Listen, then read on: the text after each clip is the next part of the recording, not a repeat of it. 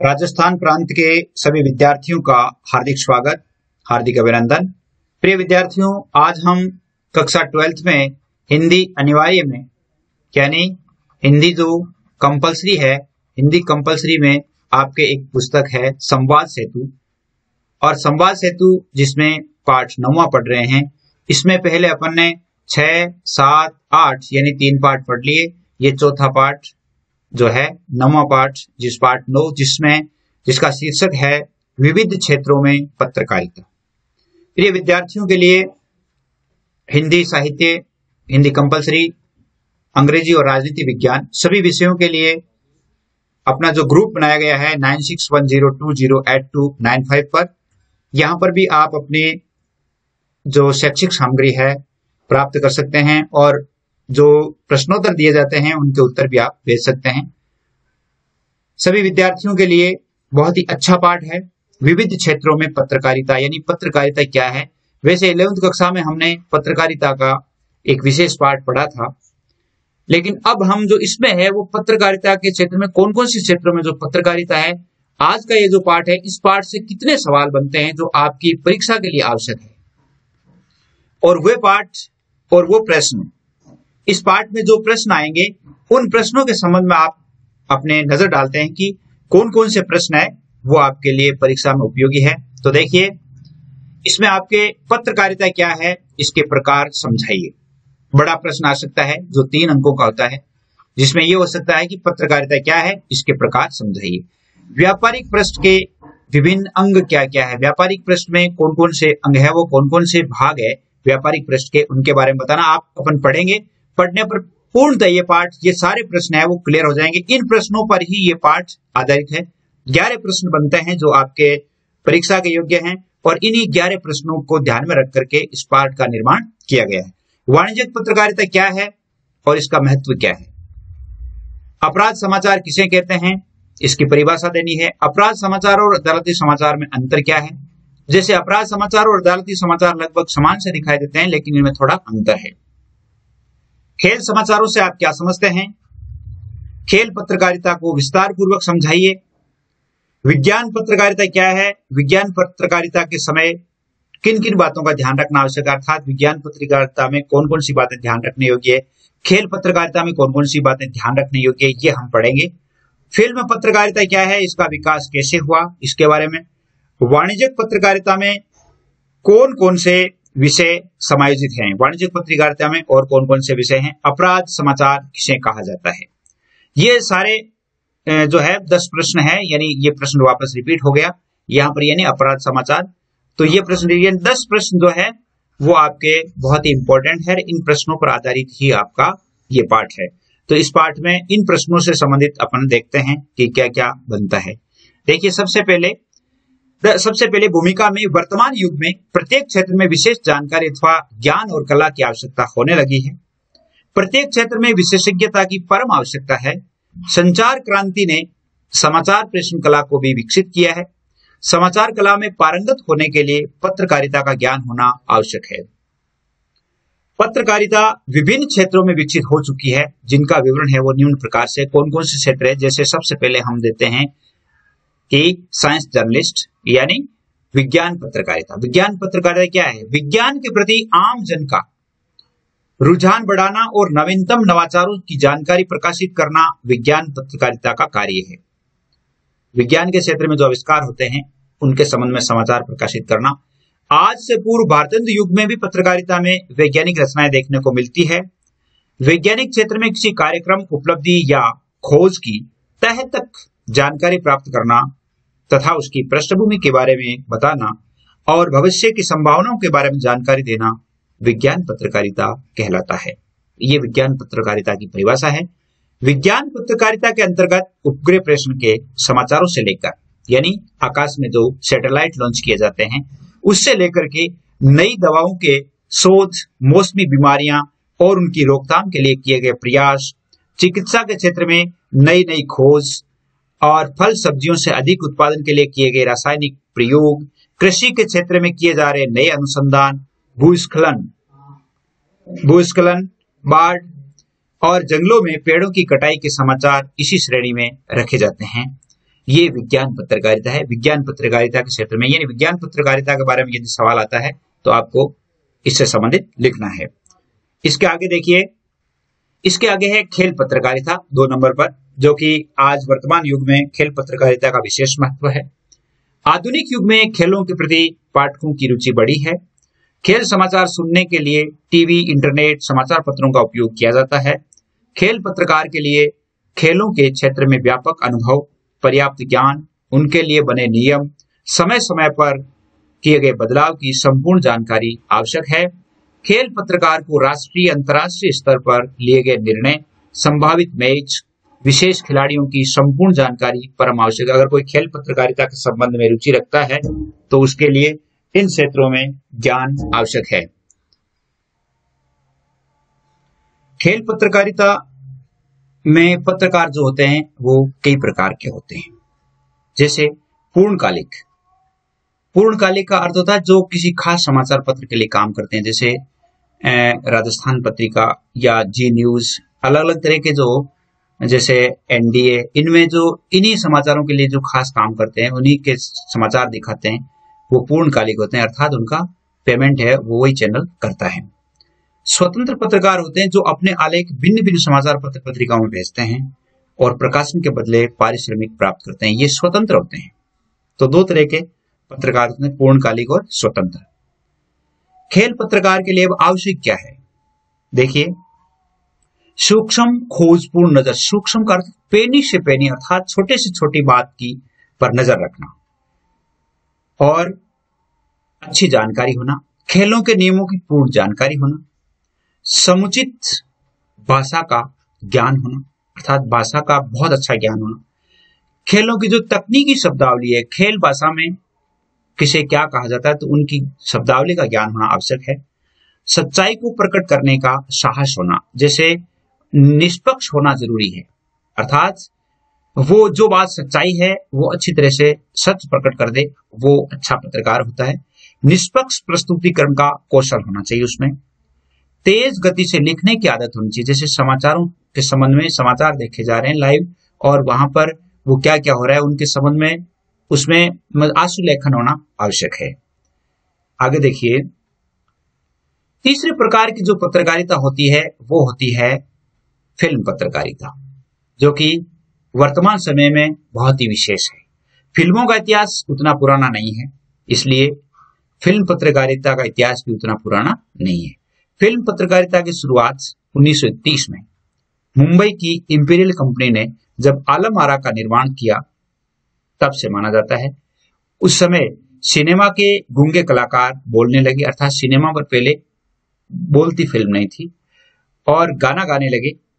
इस जादू को देखकर पढ़े लिखे समाज पर भी सिनेमा का जादू चल गया, और इसी से फिल्म पत्रकारिता की शुरुआत मानी जाती है। यहीं से फिल्म पत्रकारिता के संबंध में लोग नए नए आयाम गठित करने लगे, नए नए खोजें होने लगी।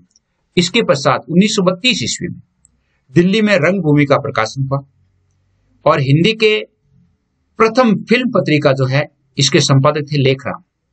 हिंदी के प्रथम फिल्म पत्रिका के संपादक कौन थे? लेखराम। ये आप याद रखेंगे।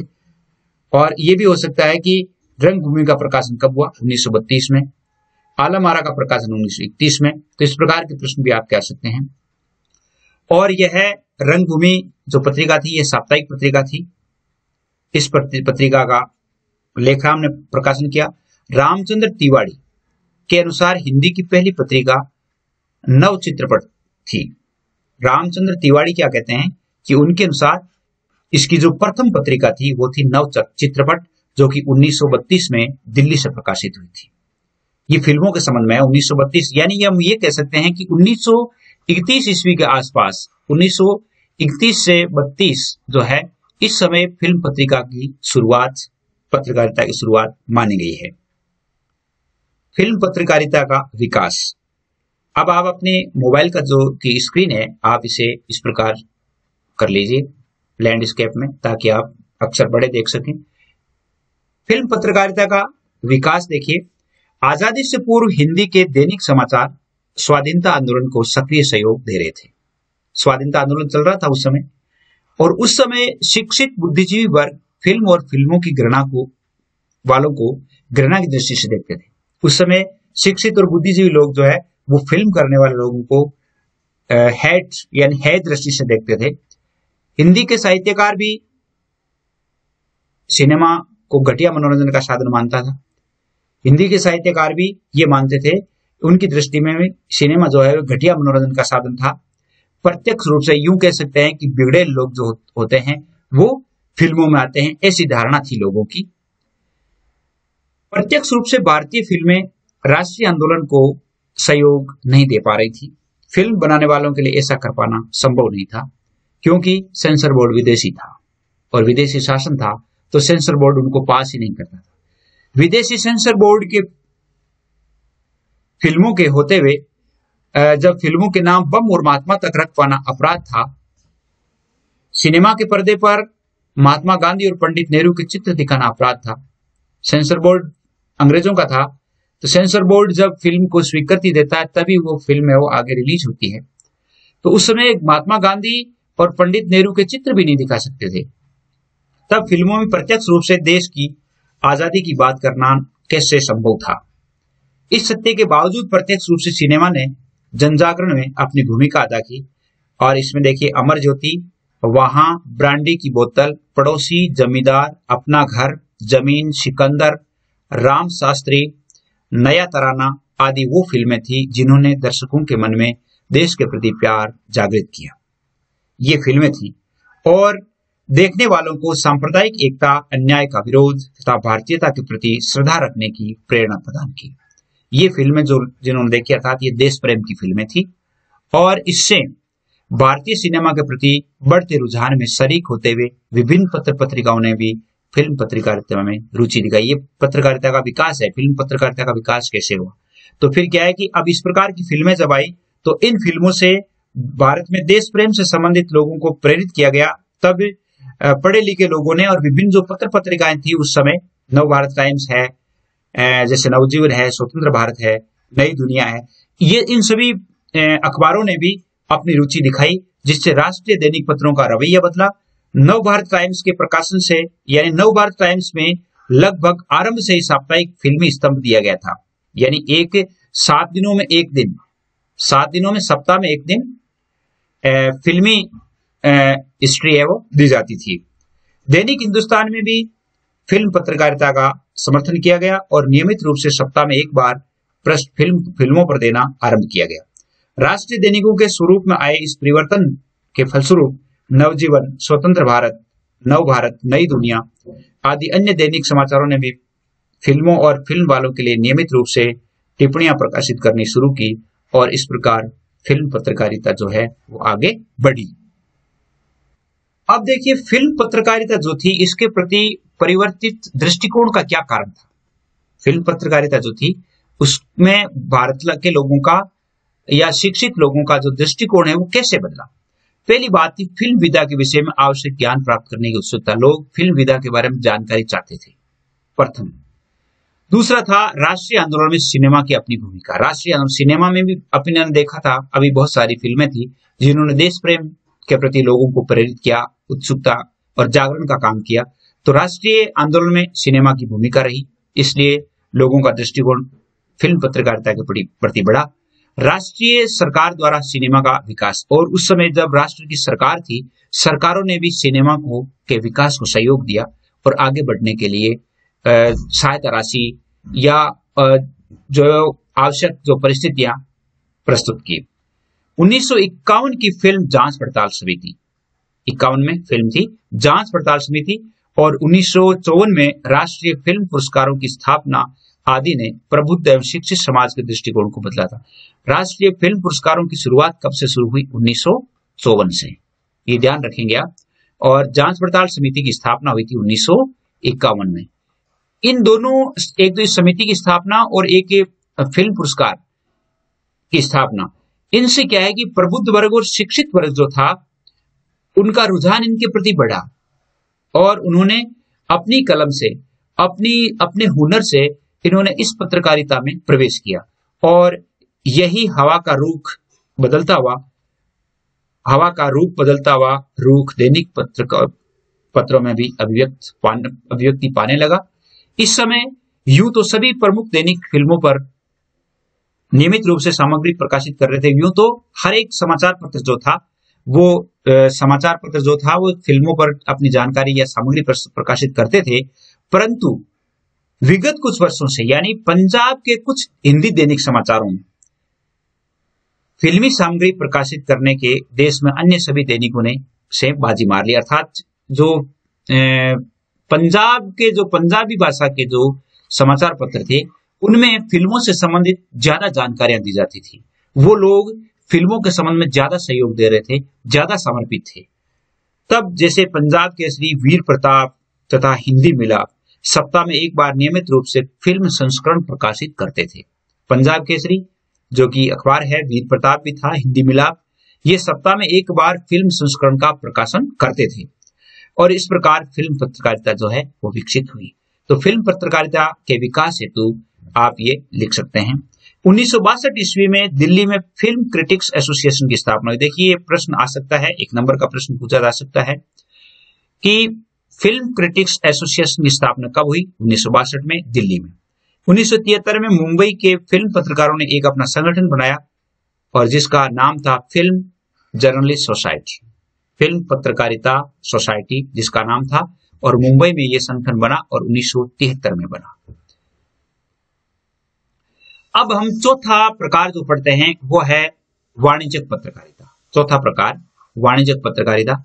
देखिए वाणिज्यिक पत्रकारिता क्या है? अक्षर थोड़े छोटे हैं इसलिए आप अपने मोबाइल को इस प्रकार कर लीजिए। वाणिज्यिक पत्रकारिता का इतिहास औद्योगिकरण के साथ जुड़ा हुआ है। पश्चिमी देशों में औद्योगिक क्रांति के बाद समाचार पत्रों में उद्योग, वाणिज्य और व्यवसाय से जुड़े समाचारों को प्रमुखता दी जाने लगी। भारत में आर्थिक पत्रकारिता का आरंभ ब्रिटिश मैनेजिंग एजेंसियों की प्रेरणा से हुआ। भारत में आर्थिक जो पत्रकारिता थी उसका विकास कैसे हुआ? ब्रिटिश मैनेजिंग एजेंसियों की प्रेरणा से। और देश में प्रथम आर्थिक संदर्भों की पत्रिका थी जिसका नाम था कैपिटल और 1886 में कोलकाता से निकली थी। सबसे पहले आर्थिक पत्रिका जो थी वो थी कैपिटल और 1886 में निकली थी। वो कहां से निकली थी? कोलकाता से। इसके 50 वर्ष बाद मुंबई तेजी से आर्थिक गतिविधियों का केंद्र बना।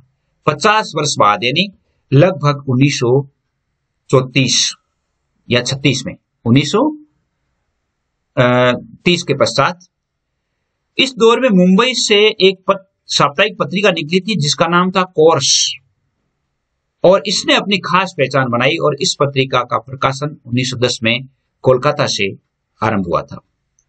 इस पत्रिका का प्रकाशन कब हुआ था? कोर्स का 1910 में। कहां से? कोलकाता से। दिल्ली से 1943 ईस्वी में ईस्टर्न इकोनॉमिक्स और फाइनेंशियल एक्सप्रेस, इनका प्रकाशन हुआ था 1943 में। ये भी एक यानी वाणिज्यिक पत्रिकाएं थी। आजादी के बाद गुजराती में व्यापार नामक पत्रिका जो थी उसका प्रकाशन हुआ था 1949 में, और ये मासिक पत्रिका थी, महीने में एक बार आती थी। ये दैनिक नहीं थी, ये भी साप्ताहिक पत्रिकाएं थी।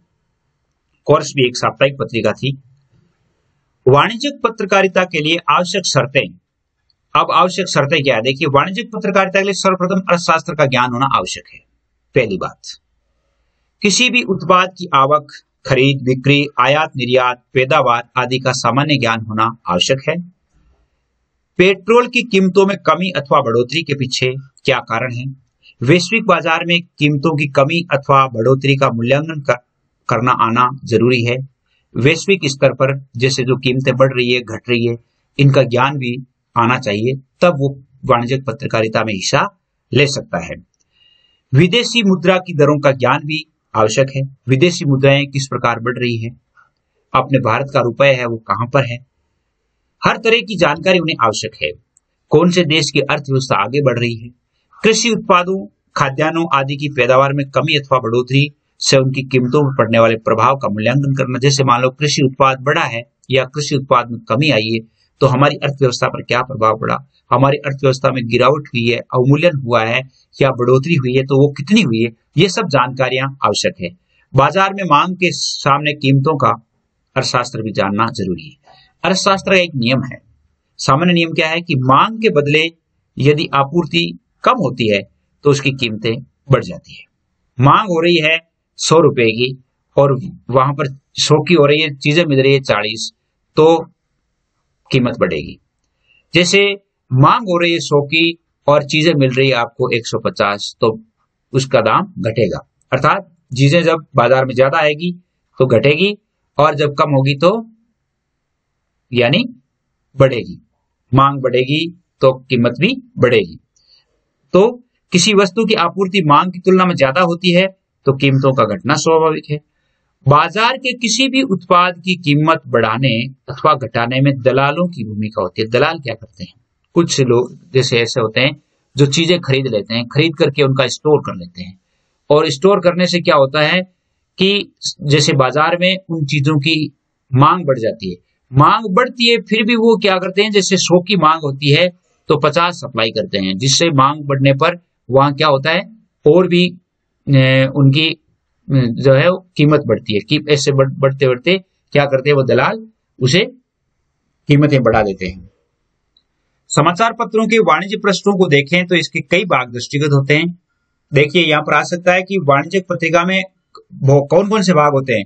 तो इसमें जैसे अनाज मंडी, तेल तिलहन, गुड़ खांडसारी, सर्राफा, शेयर बाजार यानी जैसे सोना चांदी से संबंधित सर्राफा, शेयर बाजार, रुई बाजार, धातु, पटसन, चाय, किराना बाजार, इनके अलावा कंपनी समाचार, आर्थिक समीक्षा आदि की जानकारी होती है। इन सभी स्थायी स्तंभों के अलावा आयात निर्यात, वित्तीय नीतियों, विभिन्न कंपनियों की वार्षिक प्रगति का विश्लेषण आदि भी इन्हीं प्रश्नों पर। जैसे विभिन्न प्रकार की जो आयात निर्यात है, उसके बाद वित्तीय नीतियां हैं, और जो अपने देश में काम करने वाली कंपनियां हैं, उन कंपनियों की वार्षिक प्रगति क्या है। हर साल प्रत्येक कंपनी का वार्षिक विश्लेषण आता है, और वो विश्लेषण की जानकारी भी आवश्यक है। वही व्यक्ति खेल पत्रकारिता में अपना विकास कर सकता है। आगे है अपराध समाचारों से संबंधित पत्रकारिता। 5वीं पत्रकारिता जो है वो है अपराध समाचारों से संबंधित। अपराध समाचारों की चर्चा करने से पूर्व ये जान लेना आवश्यक है कि अपराध किसे कहते हैं। अभी अपन ने प्रश्न था ना, अपराध किसे कहते हैं। शाब्दिक रूप से कानून का उल्लंघन करना या कानून के विरुद्ध कार्य करना अपराध की श्रेणी में आता है। ये परिभाषा हो गई। समाचार पत्रों में आज अपराध समाचारों की भरमार देखने को मिलती है। समाज में प्रतिदिन ऐसी अनेक घटनाएं होती है जो कि अपराध की श्रेणी में आती है। अपराध समाचारों की रिपोर्टिंग अथवा उनका संपादन बहुत ही दुष्कर कार्य है। अपराध समाचारों की रिपोर्टिंग करना, उनकी खबर छापना बहुत कठिन काम है। कैसे? बगैर किसी प्रमाण के किसी समाचार का प्रकाशन रिपोर्टर के लिए कठिनाई पैदा कर सकता है। अगर मान लो हमारे पास उसका प्रमाण नहीं है और हम उसे अपराधी घोषित कर देते हैं अपने समाचार में, जिससे देश के कोने कोने तक वो समाचार फैल जाता है और उसके अपराध वो सिद्ध हुआ ही नहीं है, दोषी है ही नहीं, तो अखबार के लिए एक बहुत बड़ी समस्या उत्पन्न हो सकती है।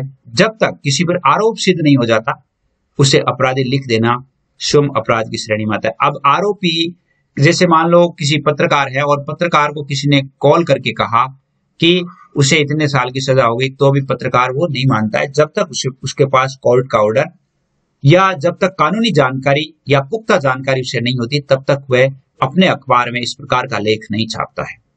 अपराध समाचारों की रिपोर्टिंग करने वाले को पुलिस, अदालत और कानून का ज्ञान होना आवश्यक है।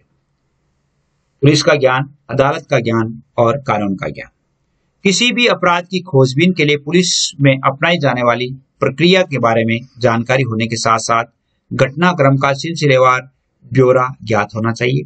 किसी भी अपराध के समाचार में क्या, कहां, कब, कैसे और क्यों, इनका उत्तर भलीभांति रूप में प्रस्तुत किया जाना चाहिए ताकि पाठक की जिज्ञासा शांत की जा सके, ताकि पाठक जो है उसकी जिज्ञासा को शांत किया जा सके।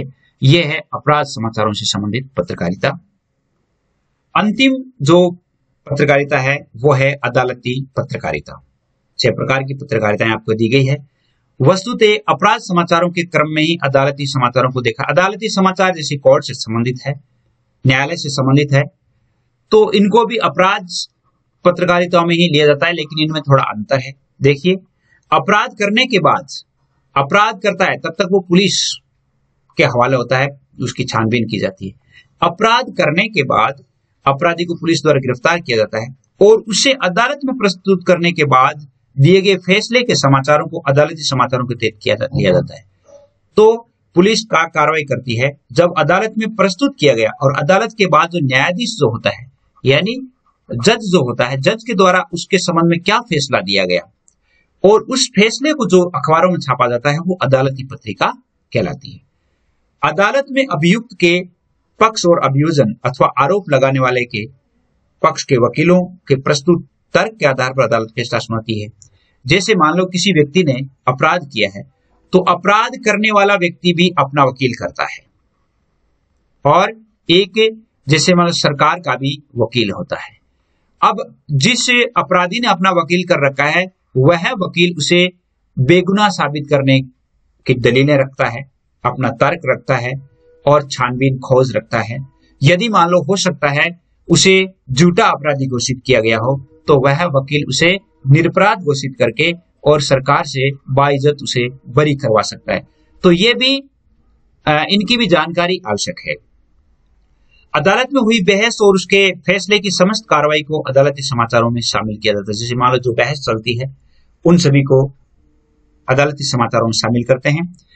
अदालती समाचारों की महत्ता का अंदाज इस बात से लगाया जा सकता है कि एक फैसले की खबर से देश भर में हलचल मच जाती है। अदालत जैसे मान लो अदालत ने किसी को फांसी की सजा सुना दी, देश में हलचल मच जाती है, तो वो भी पूर्णतः छानबीन करके पूर्णतः दोषी करार दिए जाने के पश्चात ही ये किया जाता है। और कई बार तो आंदोलन का रूप भी ले लेती है, लोग आंदोलन सड़कों पर उतर आते हैं। अतः ऐसे समाचारों को काफी गंभीरता से लिखने की आवश्यकता है। इस प्रकार के जो समाचार होते हैं वो अखबार में बहुत ही गंभीरता पूर्वक लिखे जाने चाहिए। कई बार फैसले में उल्लेखित तथ्यों को ठीक से न समझ पाने के कारण भारी नुकसान भी हो सकता है। अगर मान लो उनके तथ्यों को ठीक से नहीं समझा गया और अखबार में झूठे जो अखबार है या खबर छाप दी गई तो जिससे अखबार के लिए बहुत बड़ा नुकसान हो सकता है और एक आंदोलन हो सकता है, देश की जो कानून व्यवस्था है उस पर आंच आ सकती है। तो इसलिए अदालती पत्रकारिता या अपराध पत्रकारिता जो है इसके लिए बहुत ही ध्यानपूर्वक खबर छापना आवश्यक है। ये था आपका पाठ जो आपके लिए प्रस्तुत किया गया और ये अब एक पाठ आपके और रहा है जो पूरा होते ही यानी आपके संवाद सेतु का जो कोर्स है वो कंप्लीट हो जाएगा। उम्मीद करता हूं आपको पसंद आया होगा। जय हिंद, जय भारत।